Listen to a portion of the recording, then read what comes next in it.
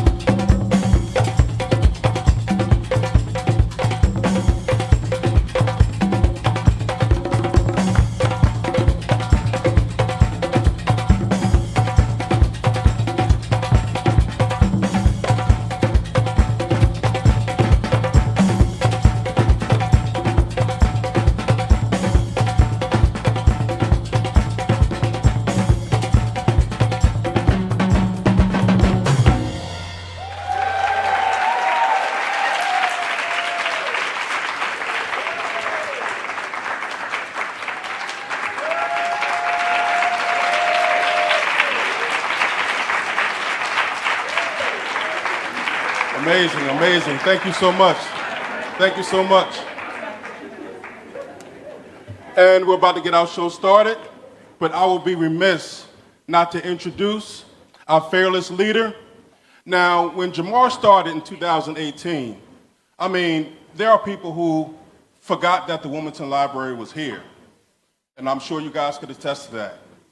But when we joined forces and he was able to share his vision with what he had for this building, I knew we were on to something.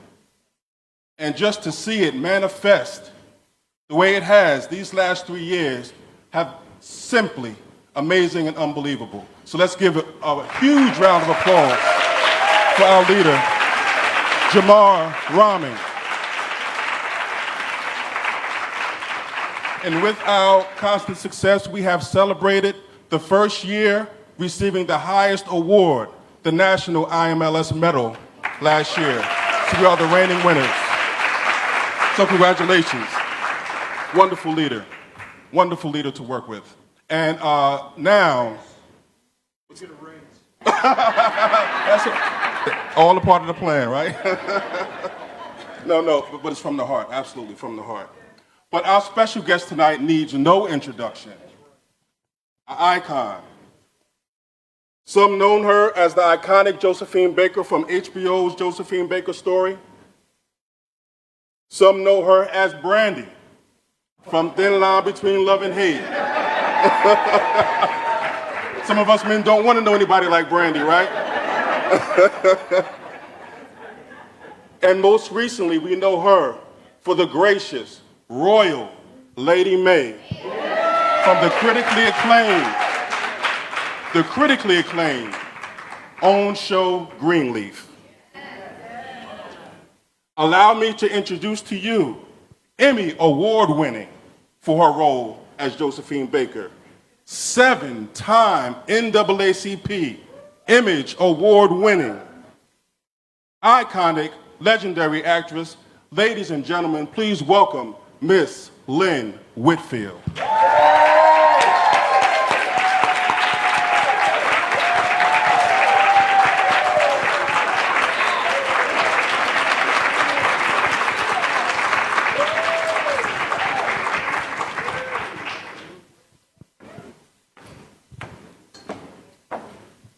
Y'all look beautiful out here in all the smoke. Thank you.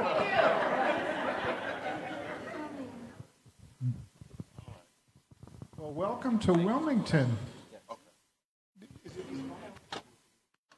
Thank you, bro. Appreciate it. See? Yeah, there we There go. we go. Well, welcome to Wilmington. We've attempted this 3 times, and you're finally here. I know. Third time's the charm.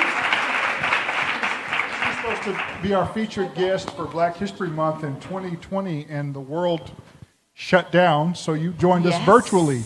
Yes, I And did. we had a wonderful time. We did. You were frying catfish and making pralines. And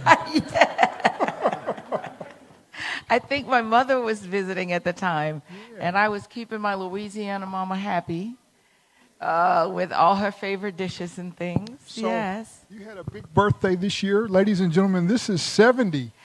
Oh, my God. I'm a beat.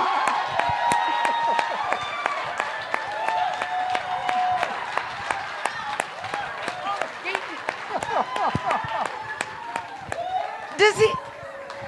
We eloped Okay, the yesterday. interview is over. I have no words. He has completely thrown my whole game off. Women don't talk about things like that. Well, I told them we eloped yesterday. Oh my God. Okay, gather yourself, Lynn. Gather yourself. Gather your reins. Well, yes, damn it. Here it is.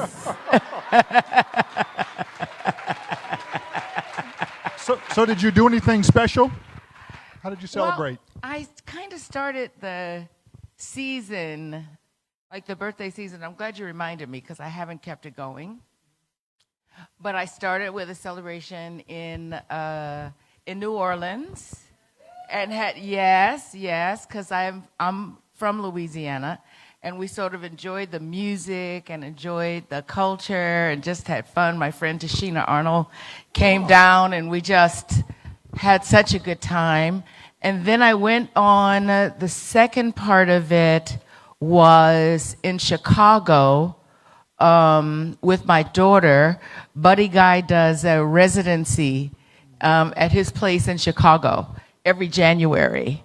And so we went and spent a weekend there, and again, just so nurtured by the music and all. Then I had a little celebration with my family in Baton Rouge, and then I don't know, because it's going to go all year.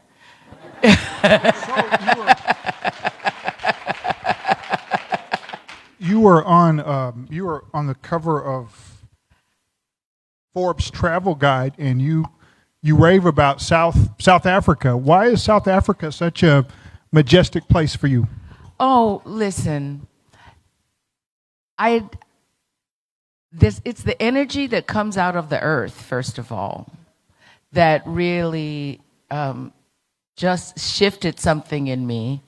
So, I took the train. We were speaking of trains earlier, and I took the train from the Blue Train. It's called the Blue Train, from Johannesburg to Cape Town.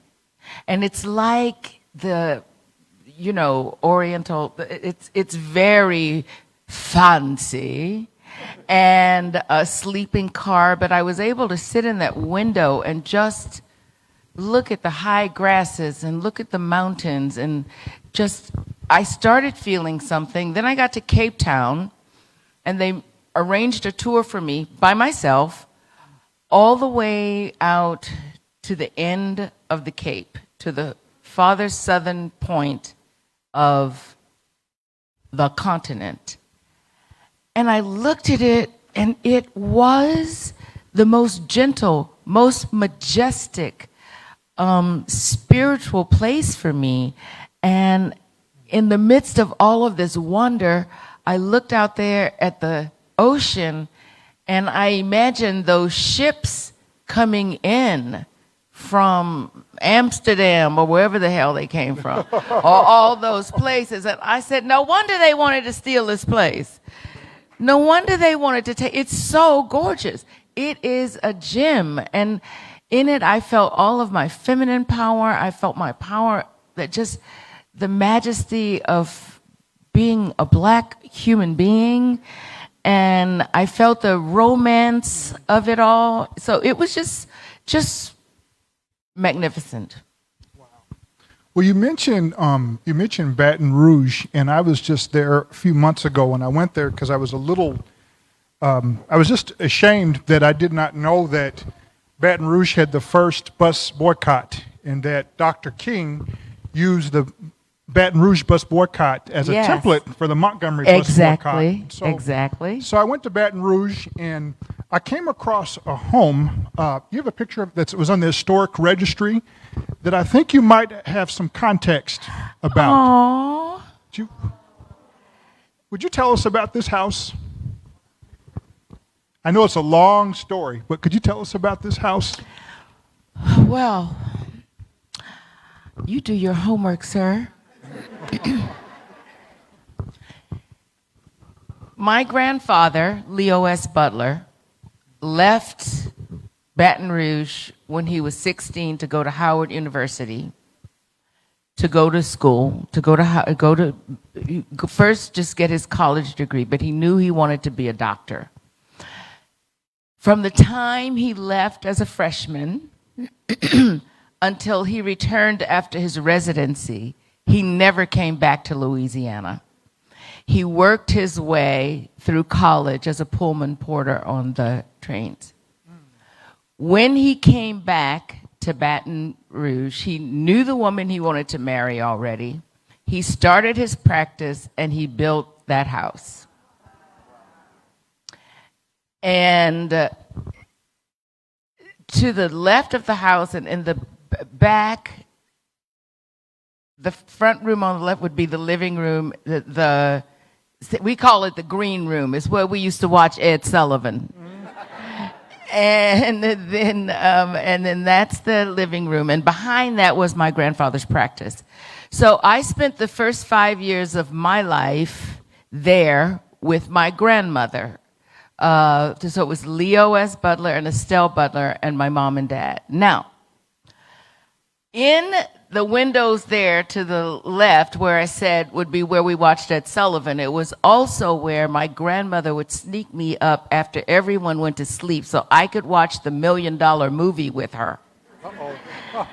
And I would watch the $1 Million Movie, and that's where I got to see, you know, Ruby Dee as Jackie Robinson's, I think it was Jackie Robinson's wife, and I got to see Lena Horne, and I got to see Marilyn Monroe and Audrey Hepburn, and all of these. Right here in the left of this house is where it all went down. It went down, and I didn't even think about the fact that the majority of the people that I was watching on TV weren't brown or black people.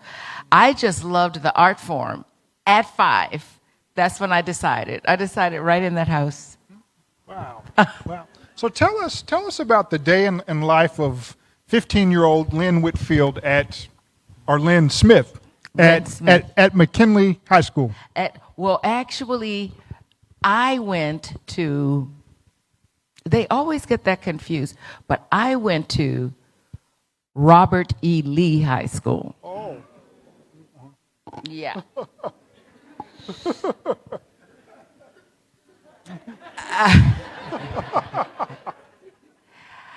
I don't know. I guess I just wanted to get my Angela Davis on or something. I don't know. But yeah, I went to Robert E. Lee High. My siblings went to private schools, Catholic High and St. Joseph's and all that. But I wanted to go to public school.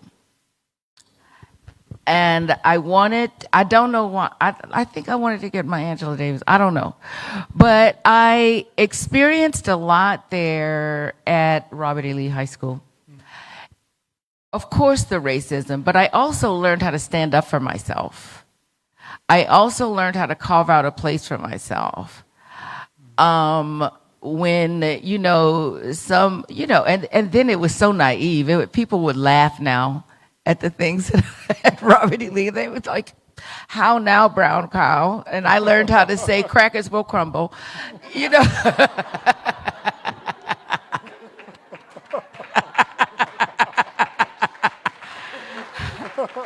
But now it was so naive as compared to what's going on right now. Also, I excelled in creative reading because I was there. And I didn't choose for some of the plays because I wasn't, I couldn't have the roles that I would want because, of course, I'd always want to be the lead. But I excelled and won the state award for Best Creative Reading, and that really served me well when it came time to do For Colored Girls, right? Because you take something and you paint a picture from just a story on a page, and you don't have other characters, you don't have any, and that it was the beginning of my choreo poem. So I really treasure it. It really, even like when you said you saw me last summer. Yeah, you were in Oak Bluffs at the Juneteenth, yes. And my love of poetry and all of that, because I was kind of my solo island in the drama department, but I was doing things that I like to do, and the teacher really encouraged it. Wow, and so your father was a very interesting man. He was a dentist. Yes. And a composer, and he encouraged you credit your artistic, creative prowess with him. Yes, part of it I do. So my dad had something called the Baton Rouge Community Chorus because, there were things that you weren't able to access in Baton Rouge at that time. And so they did their version of Porgy and Bess, and he wrote musicals, and actually my birth was announced when he was on stage doing one of those kind of community plays, right? And so I just didn't have any choice, you all. I mean, I think I was just meant to be a storyteller. Wow. I remember a couple of years ago reading Cicely Tyson's memoir when it first came out, Just As I Am. And so if you haven't read that, that's probably one of the best memoirs I've ever beautiful. read. And she mentions your father in there. Yes, y'all. So being being in Baton Rouge, you know, when they would do plays in the South, now they do them more in New Orleans, but they would come to Baton Rouge. So I got to meet Diane Carroll I can't think of the name of the movie now, and Philip Laws and Robert Hooks, because they did Hurry Sundown was one play, but they did Sounder in my area, and they also did Miss Jane Pittman in my area. And I had met Miss Tyson in in New York because my father had one song done by the pianist Donald Shirley, the Blue Book, Green Book. Yes, called Green Book, yes, called Dream of a Time, and it was recorded. So I had met them all up in New York. So she already knew my dad. My dad got a call at about 3:00 in the morning, and she said, "Valerian, it's Cicely, and they're worried about me being too beautiful as the old Miss Jane Pittman, and I just had an epiphany. I need a gold tooth, and I need it in 2 days."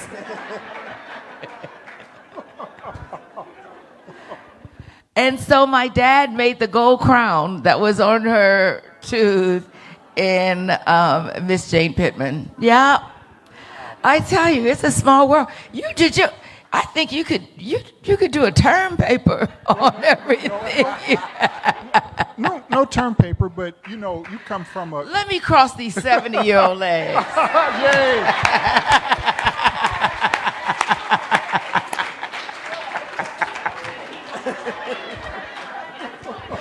I'm so irate. I am going to one of those workout places in Mexico where you don't come back until you can be naked on stage. And then I'll come back to the library.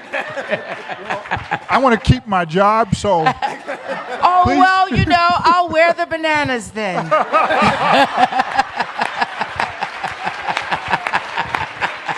And speaking of the bananas and legs and things, I have a very dark past. I know many people in this audience. Me and my friends, we used to sneak up at night. This was before the internet, and we would watch Cinemax and HBO because we were told nude women, would be on there.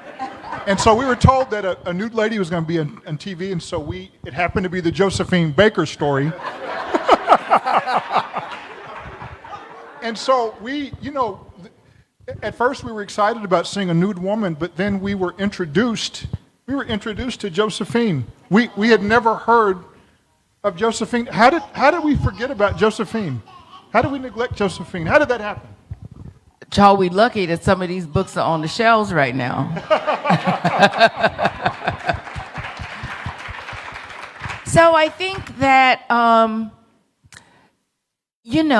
Josephine was at her peak in the 20s and 30s, 40s into the 50s. So I can understand that she didn't stay at the forefront of people's minds because there was so much going on culturally for all of us, for historic in our country at that time.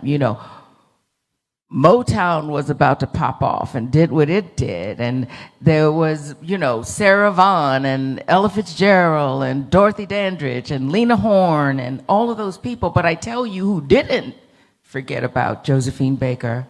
Any woman living who wanted to be an entertainer knows who Josephine Baker is. So they did not forget. That's why the caption on the film was, before Maryland, before Madonna was a thing back then, there was Josephine. So, you just did not. If you want to be, and we know that Beyonce loved her. I understand Felicia was here. Felicia did an album inspired by Josephine Baker. When I got the role, after an exhaustive audition period. You got to tell us about that. You went through hell to get that part.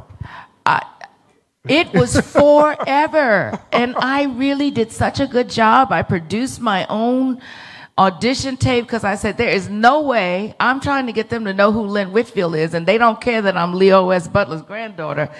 So that does not getting me any attention. So let me produce my own tape because I am not going to go up for this role with bad lighting and impatient casting directors who won't give me the time I need. So I carved out a little bit of space for myself by doing that. And then there were 3 more callbacks. And then at the end of that 3rd callback, the director kneels down at the casting chair and he says, it was Brian Gibson, he was an English director who was doing it, and he said, darling, you've done a marvelous, marvelous job. Really, really wonderful. We're now moving on to New York and London to see what we see, but you're in the mix. I wanted to kick his teeth out. Is that the man you married, right? I ended up marrying him. We fell in love in Budapest while shooting this show. And it was a funny thing. Then I'll go back to the Josephine story. But anyway, once I finally got it, and it was us against the world to really tell the story of this woman. And so, when you're doing a movie, a director just needs to protect their actors in the healthiest of environments, protect their actors to bring out the performance that he envisions and that they envision together. And then, so the director has to protect, and the artist then has, male or female, then has the freedom to take chances and create, and you don't have to think of anything else. And when you're about to shoot a scene, everybody, all these things go off, and the lights and the da da da da, and they clap the thing, and that's doing boom. And then the director says, action. And then when the scene is over, or they feel it's over, whatever the breath and life that's happening even after the words are over, he'll say, cut. Okay, so we fell in love because we knew we were doing something that would stand the test of time, as you wish any marriage would, right? And we knew that we were honoring the greatness of this black woman, and I fought hard. However, we left Budapest, went to London, and it was one of them Hollywood things. I didn't want my family. We said, let's just do it. And we got married right away. Okay, mistake, bump. Please don't. Anybody young here who hadn't done it yet, do not do that. Take time to learn your subject matter completely. Because the thing is that, when he said action as an actress, that was one thing. When he said action as a wife and a woman, I'm like, wait, hold up. And he said, cut. And I'd be like, well, I'm not done talking. But you know what? It was a blessing. And I made such a rash decision because I had just gone through and actually carried the energy of Josephine for 6 or 7 months, where she put her career at the forefront of everything, where she didn't have children, so she had to overcompensate and get this rainbow tribe, where there were people who loved her and she didn't quite love back in the way that would create success. So I said, I'm not doing that. Neither am I getting put on the steps broke, barefoot. Either I'm going to learn from this woman. And so I did. Now, the marriage didn't work, but our partnership still created another great woman in my daughter, Grace Gibson, who is a great artist, a great composer. We maintained a wonderful divorce family relationship. She loves her English heritage, and you know she loves our black heritage because I told her there will be no imitation of life here. If anybody ever has a question, we have the same birthmark right across here. So don't you ever try to deny me.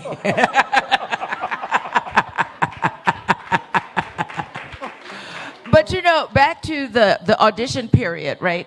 So they went off, they did all that stuff, they went everywhere, and then I got word they are going with Irene Cara as the young Josephine Baker and Diane Carroll as the older Josephine Baker. I cried. There used to be what the Mondrian Hotel is. There was another hotel, and they had a jazz band every night. You know, I went there every night, and they felt so bad for me. They gave me free wine, and I just sat and cried. But something told me, do not put away all of these materials. And I'm going to tell you why libraries are so important. Can we talk about why libraries are so important? I was able to go and get so much information about Josephine Baker. I was able to go and immerse myself, and I had to dig and blow off the dust on the shelves, but they're still the houses of our stories, of our humanity, of cultures, our cultures, so many people's cultures, our idiosyncrasies and all. You can find it all here in some book or some newspaper article or something. And the books that I owned, that I bought, I kept on my coffee table. I said, I'm just not putting them away. And finally, they called and said, they want you to audition again. I said, I'm not walking back in anybody's audition room. I am not doing it. We can go to and I didn't have any big credits, but I was like, I can't do it. We can go to a restaurant and it has to be a round table and I'll hear what they have to say. I just wasn't going to do that. So they said, we think we want you. We know we want you, but we need one more screen test. And we screen tested from 7 in the morning till 7 that night. All through all of the ages and everything. And the next day they said, hello, you are now the vessel for Josephine Baker. What was the most challenging scene for you in the film? The one I just said. Honey, being put after all that glorious life, you know, and then I was 30 something and they had to go through all this experimentation of how to make me look older. So we ended up with mouthpieces and stippling latex, like over, you know, to make jowls, kind of like jowls and like the wrinkles, because I don't know why they use bad grammar when they talk about women not aging and all this black don't crack. I mean, it's like, use proper English if you're going to give me a compliment, doggone it. But we were trying to figure out, you know, how to make her look the age, but not like with all of those plastic pieces, because that's not how we age, you know? So we ended up with that. So when I got put on the steps with all those wrinkles and those jowls, barefoot in a hair bonnet, that was my hardest scene ever. That was like so unattractive. And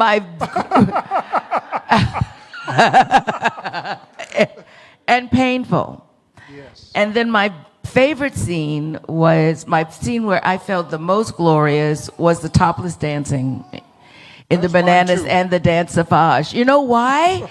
Because Josephine Baker, when you looked at her, it didn't look like what we see on videos and stuff. Right now, it was almost, I envisioned her to be like Eve of Adam, like this naive, like just really sexy and really joyous and really like a child in a playground, you know?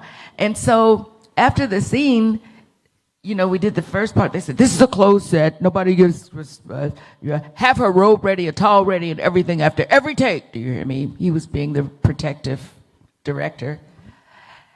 And we did the first take, and I was so nervous. And after we did it, and I was just like, damn.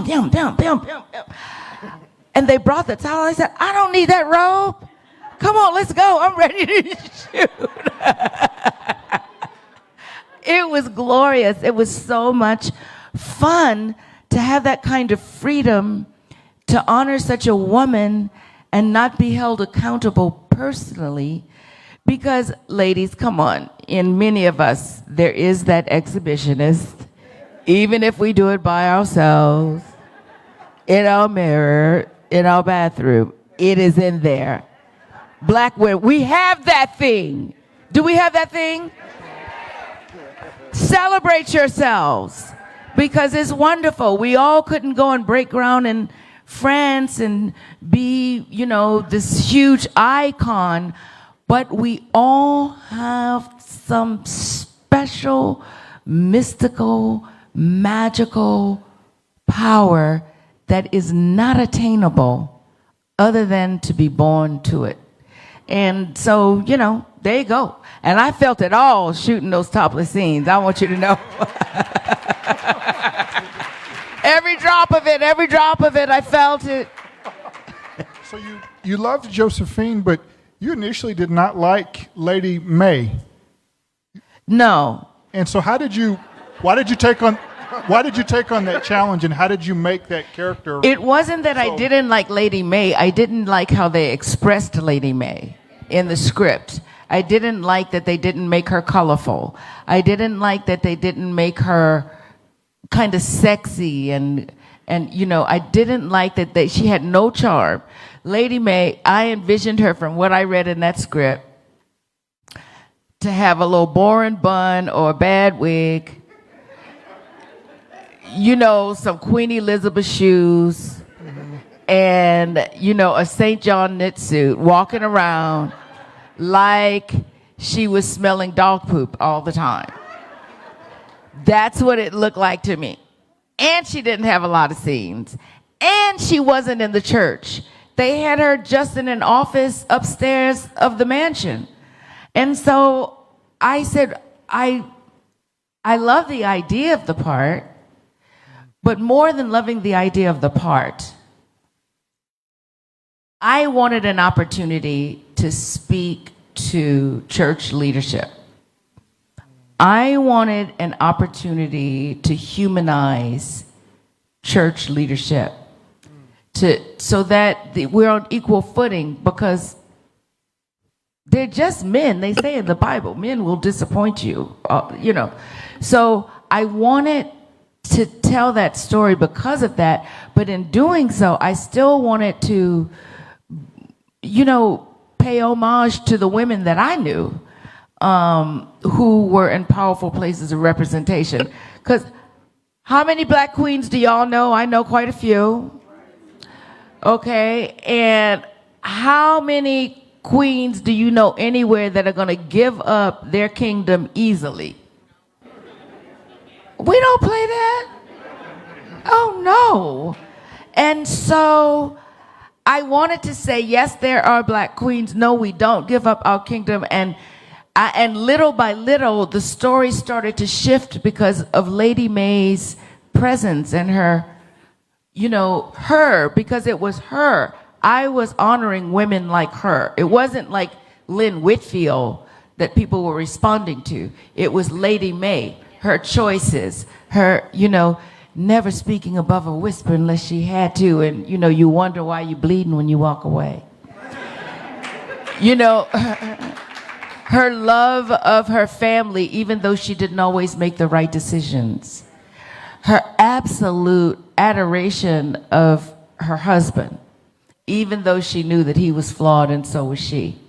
And the unfoldment of the secrets and all that, so that we don't, because church leadership, it's only to bring the souls to Christ. You can't ever become Christ. So I just wanted to tell that story, Do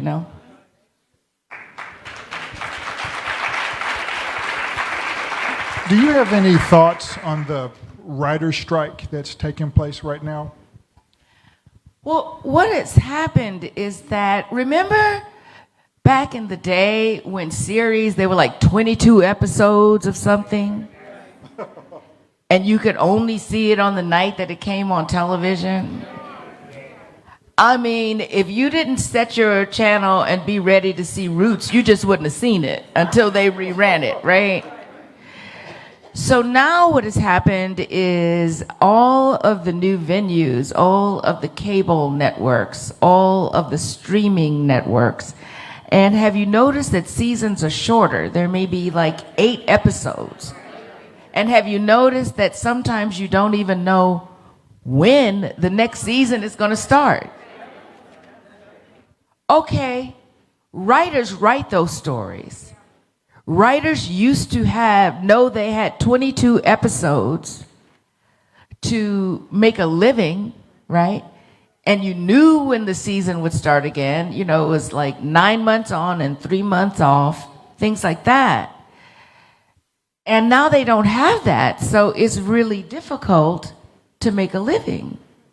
And with just 8 episodes and things, and then with cable network, oh, thank God. That whoosh of that air was annoying, and I didn't know it. I didn't know it, but that's so much nicer. So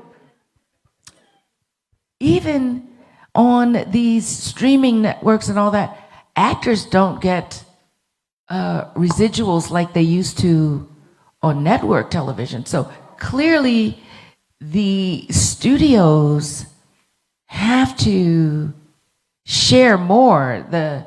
It has to change. The way it's working isn't working for many, many creatives, you know? And then they want to rush through. So people are worked to the bone, you know, to pull in 8 episodes as quickly as you can, or a little independent movie as quickly as you can. And then during the pandemic, people needed entertainment, so it was just like rush, rush, rush, rush, rush.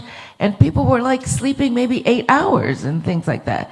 So it's just a matter of a more fair distribution of money. Mm-hmm. So, yeah, I agree with it. In 2021, I hope it's over soon, though. In 2021, you helped create Planned Parenthood Be Seen campaign. For those who are not aware of it, the campaign targets young people to see and be seen as whole and healthy. And you said, when you are truly seen, when you have full control over your decisions and your body, you can fight for what you're passionate about and create the society you wish to live in. So without becoming too political, I'm sure you must be disappointed in the recent changes to reproductive health laws. Do you have any thoughts about that? Well, I won't be political, but I will do the poly part of the science. All right. Okay, so in the people part of this, yes, it's very disheartening that the undermining of one's right to make a decision is not right. And it's really unfair to women, right?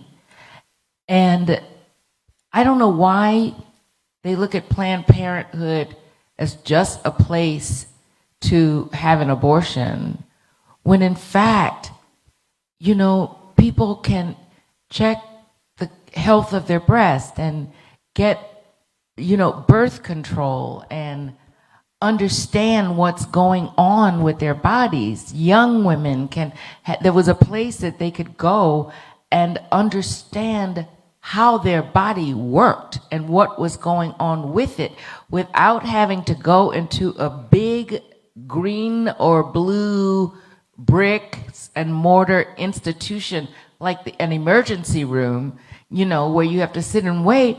And so it's not only about, you know, pro-choice or it's about women having a place where they can go and be taken care of more easily, you know?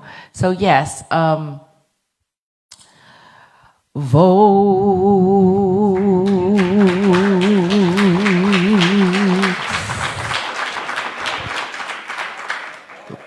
you know, and we can't be polite about this Supreme Court situation. I love Ruth, but she stayed too long. It was time to keep going, you know. I mean, I think we just have to be holistic, you know, about who represents us and the interest that is being represented. You know, is your interest as a woman being represented? Is your interest as an elder being represented? As an educator, as a librarian? I mean, are you caring about what my life looks like? And I feel that decision was not about caring about individuals' lives and the quality of their lives. I don't know, it's something that's been put in people's heads as some kind of a line in the sand of some sort, which is ridiculous. Yes, yes. Well, anyway. Well, as your public library, we're 100% community focused. So this event and the people that we bring here, it's all about you and connecting you with them. So I'd like to give the audience an opportunity to ask you some questions. Sure. And so just to preface that, please, a question has a question mark at the end. Please limit your commentary and ask a question. So we'll ask a couple questions on this side to be equitable and a couple of questions on this side. So we've got Carl and Cassandra. So we have one right there.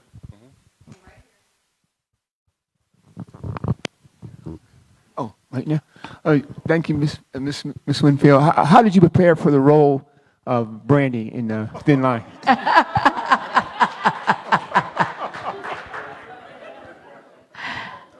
You know, it's funny. When I did For Color Girls, at the very beginning of my career, I was in the international tour, all those women were up there just fussing about these men, and I said, I don't know what they're talking about, because nobody had ever broken my heart. So I was like, they just fussing. I got to talk about Toussaint Louverture and all that kind of thing. Well, cut to 20 years later, whatever, by the time I did Brandy Webb, I understood.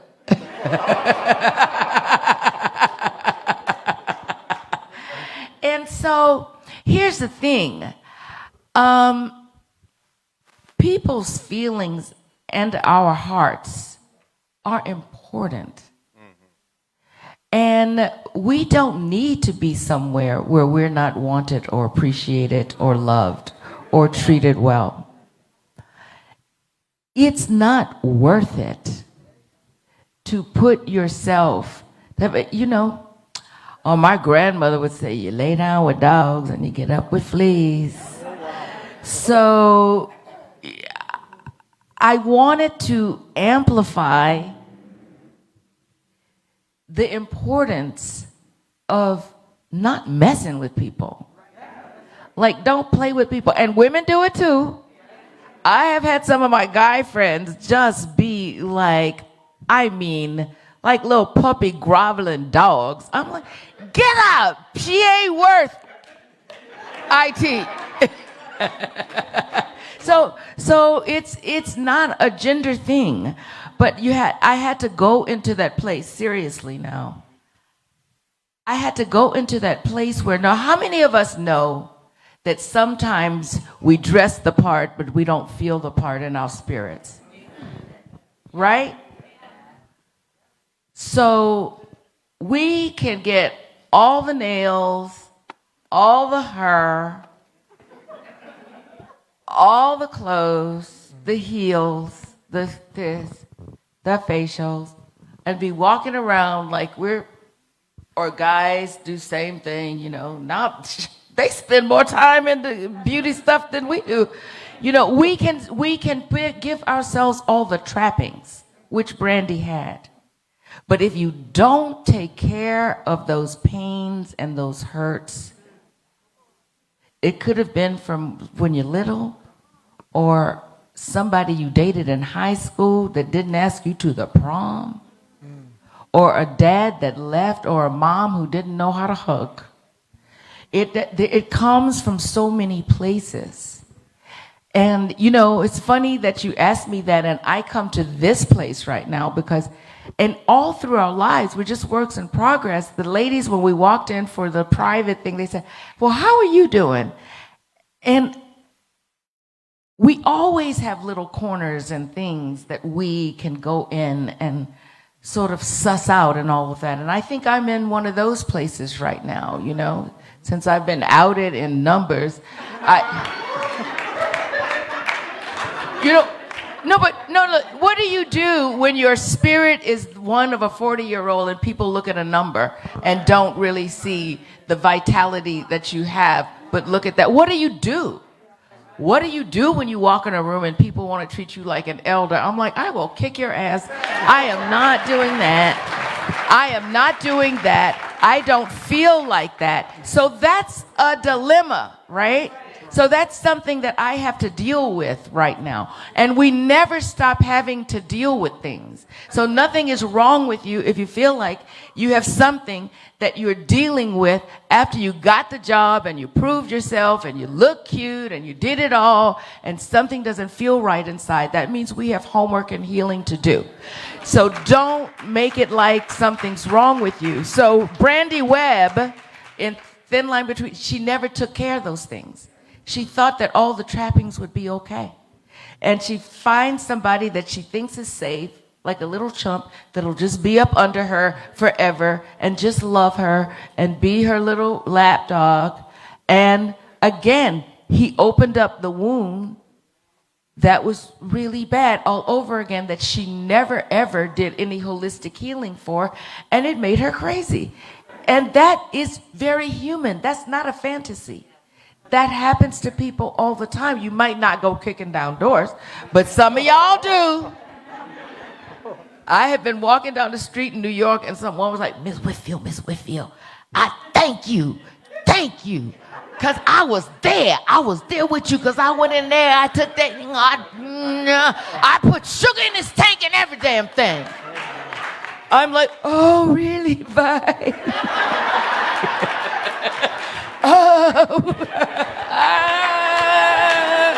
I was making a movie.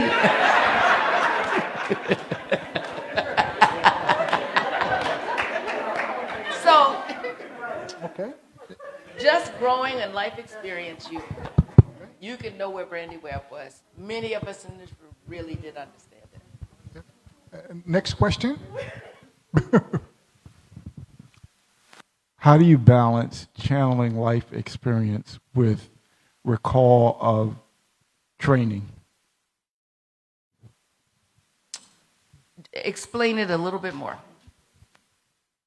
You channel life experience from role to role. Uh-huh. But at what point do you stop channeling life experience? Yeah. Allow your acting. I understand. Yeah, I'm not one of those people you got to call me the character name, the whole movie and all that. I had a teacher named David LeGrand who really taught me how to use those markers, emotional markers, or the theory of it all, to be able to jump into the moment, you know, and you kind of map out the arc of a character so you know what you have to jump into, because they don't always, and that can be from a sense memory, that can be from a personal experience, that can be something that I knew nothing about, that I've never experienced in my life, right? But then at the end of that, you know, to leave that, so that's where technique becomes very important. Just like a dancer is not doing a pirouette all the time, you know, or doing an arabesque or a pirouette into an arabesque, and an opera singer is not doing, you know, an aria all day long or hearing the notes every moment of the day. Technique is what I use to land myself in the place I'm supposed to be, and then when it's over, you know, I'm out of it. Characters sometimes, Josephine stuck with me a little bit longer, and I told you but I was younger then, you know, and So I think she stayed with me a lot longer. It was such a profound experience. But yeah, it's called technique.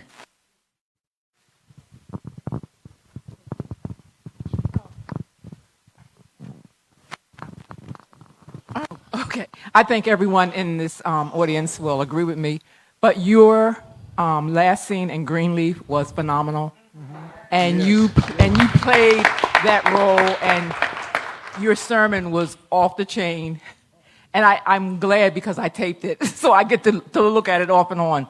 But then the other thing is, I seen on Sunday, The Other Mother. Mm-hmm. What did you tell that girl about them string beans? I forgot, girl. You tell me what I told her about those string beans. If you pull something, the string will come off. What was that? Oh, I don't know what I don't know. I don't remember. I don't know what the metaphor was. You're gonna have to look again, but you do. Which you've done snap string beans. For me, and I'm a cook. I don't do string beans. Well, back in the day, my grandmother did teach me how to do it. But I don't remember what the metaphor was. I'm so sorry. I'm so sorry. But let me say about that sermon, the writer, we had developed such a shorthand because, we had to just build her along the way because I told you how Lady May started out. It didn't start out how she ended up at all. Not at all. They thought they were going to tuck her up on a shelf. I'm like, I'm sorry. I don't think the audience is going to like that when they really love her and know her. And so the writer called me, and it was the end, and I had begged them not to let Bishop die. I didn't want that, and I was like, please don't, please, no. And then it was the decision, a creative decision beyond us, that was the best, And he said, so what should the sermon be? And I just took a deep breath and I said, Lord, what? And it's exactly what I need now. The new thing. Because we get caught in the old thing and the thing that we're comfortable in so much. Like, this is it. This is how I play it. This is how I do it. This is, this is the playbook that has worked for me all along. And I think that's a struggle for everyone. Like, I'm going through it. Like, what is the new thing? So I said, new. And he went away from that. That's what kind of relationship that writer really jumped into all of our characters. And he called me his muse. I'm very, very, very grateful for that. And he came back with that sermon exactly what you heard. And that was all I had to say. And because we knew her interior and where it was, and I thought that as a final message to the audience, it would be important. Even for Greenleaf, like, oh, we don't want it to go, we don't want it, it's time for the new thing. Make me new. Give me the new refreshing of myself. The new version of myself, the new thing to do, the new way to serve, So that's why that sermon was what it was. You got a question right there. Give me the mic. Why? Oh, okay. Good evening, Queen. My name is Alexis Alexander, and I'm also an aspiring actress. I do have two questions, but they're basically, they go hand in hand. What advice would you have for young, aspiring African-American actresses in the acting business as far as like with the finances? I know that you mentioned earlier that, the finances are kind of funny right now, maybe because there's a lot of reality TV, and a lot of aspiring actresses don't know the business aspect when it comes to the entertainment industry. We have a lot, and no offense to any of the photographers here. My photographer is here as well. I work with him a lot. He's been with me since I've been in college. I attended Lincoln University. I think you're moving into the area that he talked about. Like, where's the question? No, okay. So anyway, sorry. I'm just excited. Like, I grew up watching you. So, so a lot of us, say for instance, that live on this side of town, we're not living in Hollywood. What advice would you have for us? Because it's like, there's a lot of people who may be producers or, filmmakers, and how do you navigate The new business of the acting field. Well, for the set of circumstances that you're talking about, that you live here and you don't live in Hollywood, and a lot of filmmaking is decentralized now outside of Hollywood. So I would start with local casting directors, and when I say local, it could be from here to Philly up to New York and down, whatever the region is. They're usually casting directors and agencies that, do local things. So you probably wouldn't get cast in the lead role, but you would get cast in a supporting role, so that is one thing. The other is, I think every community has theater companies and plays that are done. I would say to stay involved that way, because you can learn what's going on in the world. Locally, is somebody casting for something? I would say that. And the other thing I would ask you is, what kind of preparation have you made for your excellence to be able to have the technique of how you jump in? That gentleman just asked me, how do you navigate carrying these roles? And it's about technique, So have you studied anywhere, or you scene study and all of that? So then, and you were in New York, in LA, okay. But whatever, there, you must have made lots of contacts, know people, even your peers. Sometimes your peers can tell you more about what's going on than your agents will, like if they're general castings and that sort of thing. So I think you know more than you're saying you know.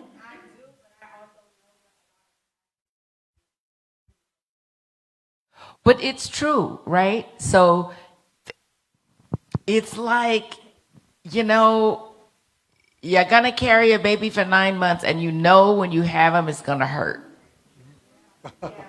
And you're not always sure that the baby's gonna be healthy or be wonderful. You don't know. So part of it is a roll of the dice. And that's the part that hurts our feelings. There's just a roll of a dice. It's not like that thing where the promotion is coming if you work 5 years and you do that. And it's not that. And that's a decision that every human being has to make. So I told my daughter, she finally she's always a singer, songwriter. You saw her last summer at the Vineyard, but I would not support her until she knew that she had no choice. Wow. It's almost like the thing, for me, I really didn't feel like I had a choice. Like it was something that I had to do. And so to me, that's the litmus test, because I didn't even think about like being famous. It's like I had to express myself that way. There was nothing, I just almost didn't feel like I had a choice in it. So that is one of those things that's between you and God and your processing, and you're really saying, do I love this much that I want to go through everything you just told me you have to go through? All right, our very last question. Oh, I didn't. You want to read them? Okay. Yep. And then you read. Okay. Go for it. Mm-hmm. Okay. Have another question? Just one more question. Yes. I want to thank you so much for coming to Delaware. You've been amazing. And you've been amazing and an inspiration our whole lives. Thank you. So for me, as a physician, just looking at the house and understanding there was a practice in the house is so exciting. So I just wonder if you ever thought about, I love the composer and the dentist and your grandfather that was a physician. My question is, have you ever thought about playing the role of someone in medicine? Oh. Wow. Actually, I would love to.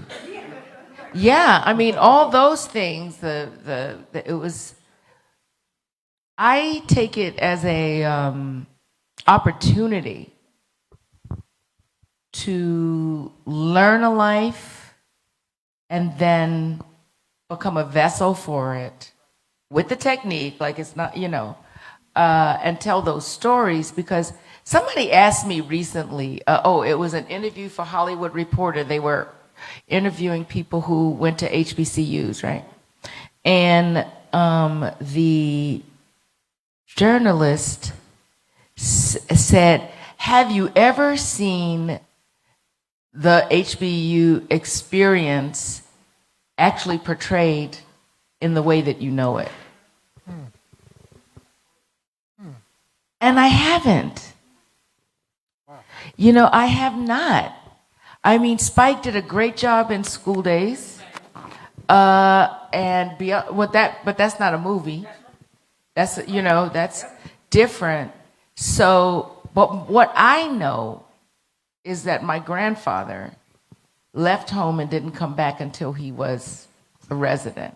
What I know is that sometimes my grandfather got paid in possums and coconut cakes, and he still took care of his patients, What I know is that there is so much that is not known.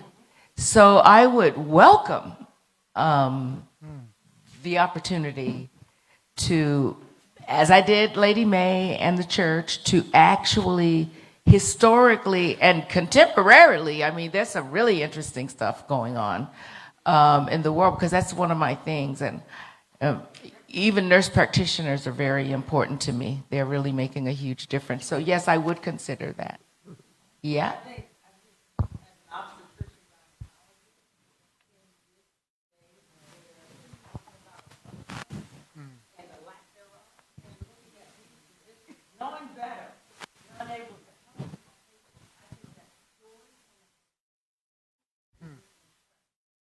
Yeah, I mean, medicine before was really honorable, and it was a struggle for people to become. My grandfather was the first black doctor to get hospital rights in Baton Rouge. They have something there called the Leo S. Butler Center. But so historically, being a doctor and a fine doctor is to me a healer, because you have to go above and beyond. And that's one thing, but right now, what doctors are going through in contemporary medicine. I spoke to a young doctor. I honestly think that young doctors coming out of school working in corporate environments, like she worked at Screen Actors Guild, they need a union. Because they just working them like, it's crazy how they're working them. When you just go in and work in these corporate offices, I mean, you might as well be, going into media or something. I mean, they just churn it out. So yes, the state of medicine and what doctors experience is very interesting. And that would be, yes, a good story. Tell somebody to write it. I told y'all I need encouragement to put pen to paper. If nothing else, you can tell everybody she's a pretty honest woman, except about her age. So for the record, I sincerely apologize. No. Don't you like being the straight man? You gave me my entree to like getting my first laugh over here. Hey, I apologize for telling everybody that you just turned 40. How does that sound? It's fine. But it is a good joke. A good comedian returns to it as long as it's working. So, Miss Whitfield, you're going to read a couple of pieces for us? I just, we talked so long, and I just brought my little notebook. Is it here somewhere? Yeah. But I didn't plan to read, but I was just like, if the audience, so I'm just going to do the very simplest one, but I'm mad now because everybody started doing it. The people did it. What kind of thing would y'all like? Something Go from the spirit. Okay, so I'm gonna just the very short one. And then, oh no, I need that. You want to stand behind the podium? You know, yeah, I have never done this poem. I kept it in here, but this one is by Dr. Angelo, and I don't know why. So I don't really know it, but listen, we are in a hall of letters, of books, and one of the things that and it's not that many, young schoolers here, but sometimes you don't get to meet the people who would have a word for you. But oftentimes, they have left the nuggets and the secrets for us in their writing.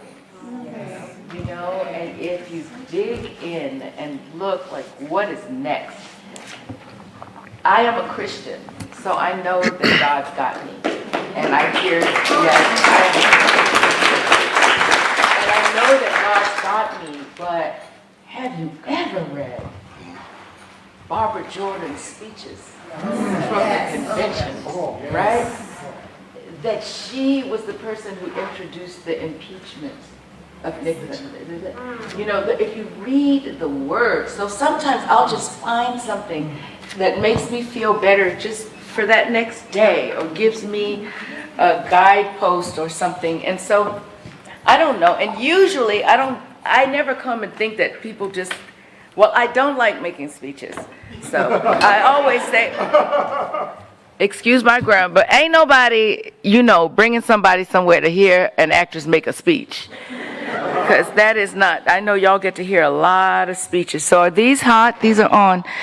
I have not done it, but I was just looking at it today, and it touched me, I was just looking. And this is Dr. Angela. I think it's one of her later poems. And can I have my water? You could just thank you. So it's not about performance. It's just like, what words can people take? Because honestly, everything, I didn't tell you that I think acting is a well-paid service job, because it is my job to carry a human being. It's my job to have you, introduce you to someone, to a story, to maybe a doctor who, that's what I do, and I take it, really, really, what I am. I don't know why I am myself personally so emotional, because the world is like, anyway, the energy. Anyway, so Dr. Angelo has a wish for us. And so the name of the poem is Continue. And she says, continue a poem by Maya Angelou. And it says, my wish for you is that you continue. Continue to be who and how you are. To astonish a mean world with your acts of kindness. Continue to allow humor to lighten the burden of your tender hearts. Continue in a society dark with cruelty to let the people hear the grandeur of God in the pearls of your laughter.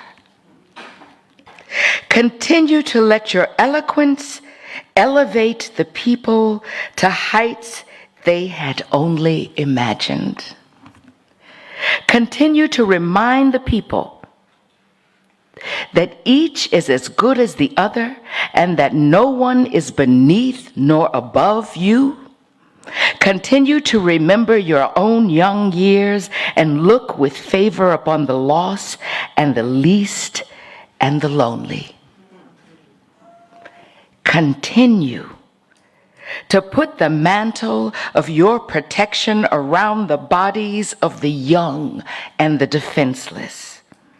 Continue to take the hand of the despised and the diseased and walk proudly with them in the high street. Some might see you and be encouraged to do likewise. Continue to plant a public kiss of concern on the cheek of the sick and the aged and infirmed, and count that as a natural action to be expected. Continue to let gratitude be the pillow upon which you kneel, to say your nightly prayers, and let faith be the bridge you build to overcome evil and welcome good. Continue, spirit, to ignore no vision, which comes to enlarge your range and increase your spirit. Continue to dare to love deeply and risk everything for the good of a thing. Continue to float happy in the sea of the infinite substance which set aside riches for you before you had a name. Continue. And by doing so, you and your work will be able to continue eternally. Right now, I had never read the poem. Right? But right now, today, I need to hear that.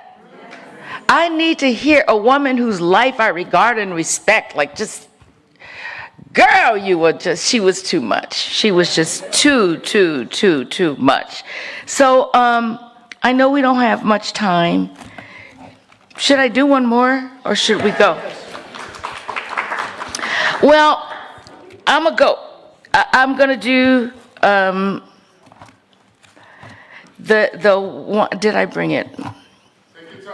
Oh, I'm fine. I am. I get excited though, you know. Let me see if I brought it. I didn't bring that one, but okay. I will do. I'm just gonna do "Still I Rise" for y'all. So, what happened with "Still I Rise" was that I just kept looking at this poem, and somebody asked me to do it, and like, honestly, I know, Dr. Angela, I know, it's so nice, and people usually do it, you know, you may write to me down in history with your bitter, twisted lie. You may trod me in the very dirt. And so, but I don't know. So I discovered one day that, and I usually do this with a band, right? Not a band or anything. I've done it with a flute, a guitar, a bass, a trio. But anyway, I'm just gonna do it for y'all, because y'all my blues song. Y'all my accompaniment right now. Right? But I think that I saw that it was written in a blues cadence. And so I did it in a blues cadence. And my friend Amara Kennedy, I don't know if you know him, out of it, he said, "Oh my God, you have got to do this for the doctor." I said, "What doctor?" He said, "Dr. Angela." I said, "No, I'm not." He said, "But you must." I said, "I'm not doing it," because that was when she was already, you know, in her wheelchair and stuff, and with her cane. I said, "She will whoop my..."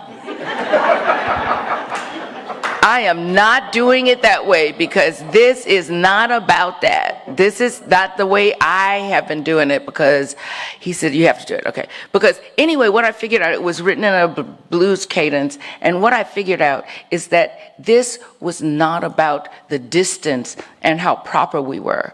This was about that thing that people can't understand and get so damn annoyed about. It's like that thing when Michelle and Barack were in the White House. They were like, and he'd go like, "Come on, baby." It's about that thing of a guy who can just come and make a building live again.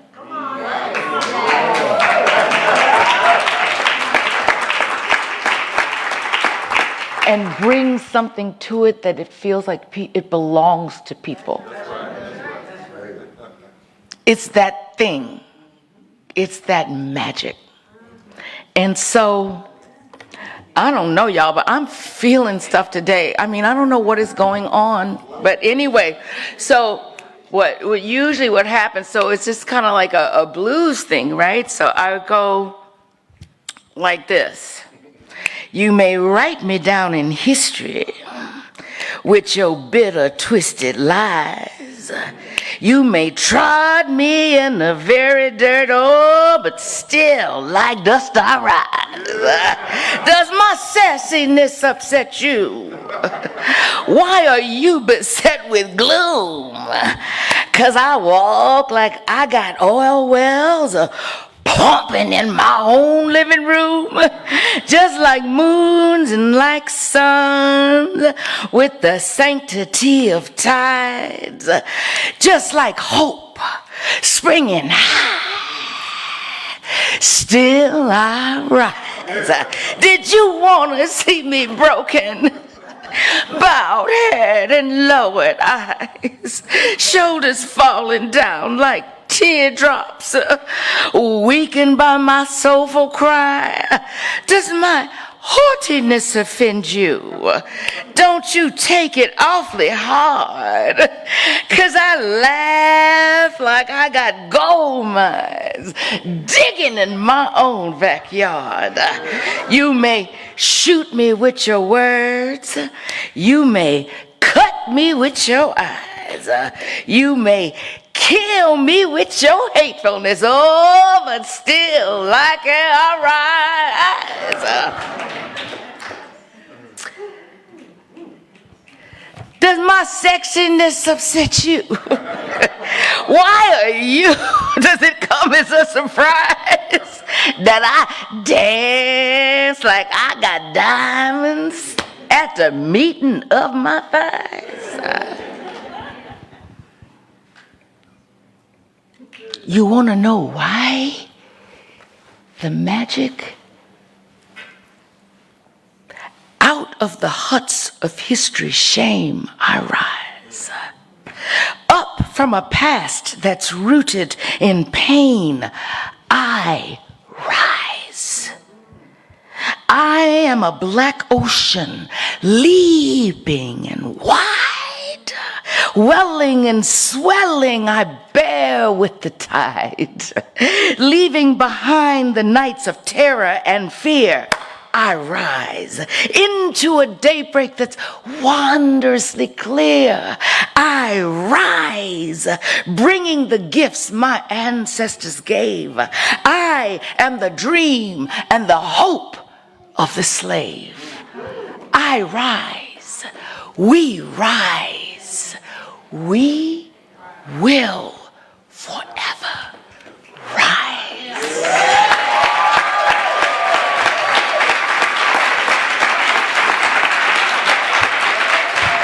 Ladies and gentlemen, Miss Lynn Whitfield. We rise. We rise, y'all. Keep the faith, keep being wonderful. Thank you for all the love that you've given me, that you input to me. I appreciate you so very, very much. Thank you very much.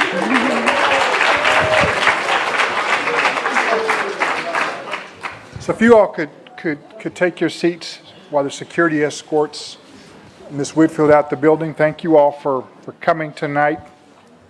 Out the building? Yeah. Well, no. We're not putting our guests out.